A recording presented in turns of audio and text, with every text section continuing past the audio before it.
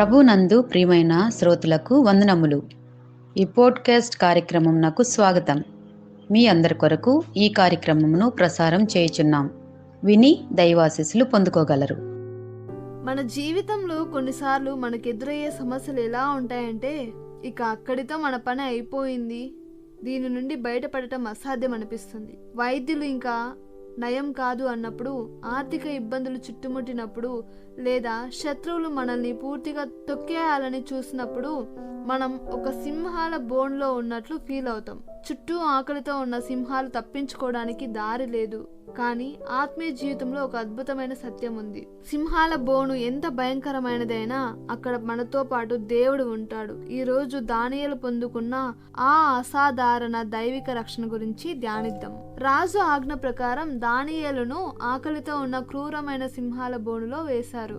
బోను మీద పెద్ద రాయి పెట్టారు. మానవ మాతృగా చూస్తే దానియేలు ముగింపు వచ్చేసింది అని అనుకుంటాం. కానీ ఆ రాత్రి ఆ చీకటి బోనులో ఒక అద్భుతం జరిగింది.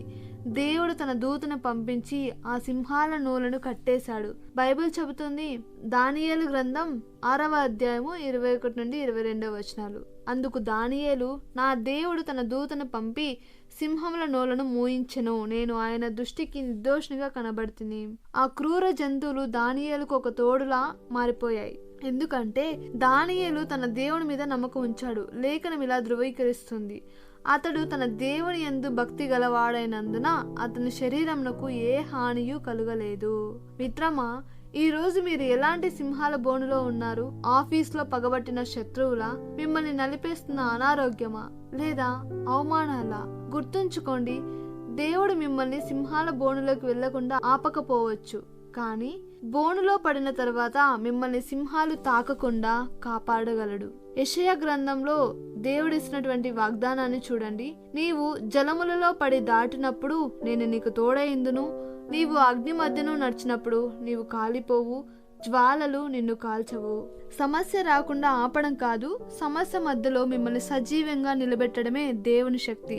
మీరు దేవునికి నమ్మకంగా ఉన్నంత వరకు మీ శత్రువులు మీకు ఎంత పెద్ద గుంట తవ్వినా దేవుడు మిమ్మల్ని రక్షించి ఆ శత్రువులనే ఆ గుంటలో పడేసేలా చేస్తాడు. దానియేలు సురక్షితంగా బయటకు వచ్చిన తర్వాత రాజు ఒక నూతన శాసనం చేశాడు. అదేంటంటే, ఆయన జీవము గల దేవుడు, ఆయనే నిరంతరము నిలుచువాడు, ఆయన తప్పించుచు రక్షించుచు నుండువాడు. శత్రువులు దానియేలును నాశనం చేయాలనుకున్నారు, కానీ దేవుడు ఆ పరిస్థితిని తన నామ మహిమనకు వాడుకున్నాడు. మీ అసాధ్యమైన పరిస్థితులు మీ ముగింపు కాదు, అవి దేవుని అద్భుతానికి ప్రారంభం. మీ జీవితంలో చీకటి ఎంతగా పెరిగితే దేవుని వెలుగు అంత ప్రకాశవంతంగా కనిపిస్తుంది. సింహాల గర్జనలకు భయపడకండి, మీతో పాటు బోనులో నిలబడే దేవుడు ఉన్నాడు. నిబ్బరంగా ఉండండి. మీకోసం ఈ 3 ముఖ్యమైన మాటలు. సింహాల బోనులో దానియేలు ఒంటరివాడు కాదు, ఆయనతో పాటు మౌనంగా సింహాలను శాసించే దేవుడు ఉన్నాడు.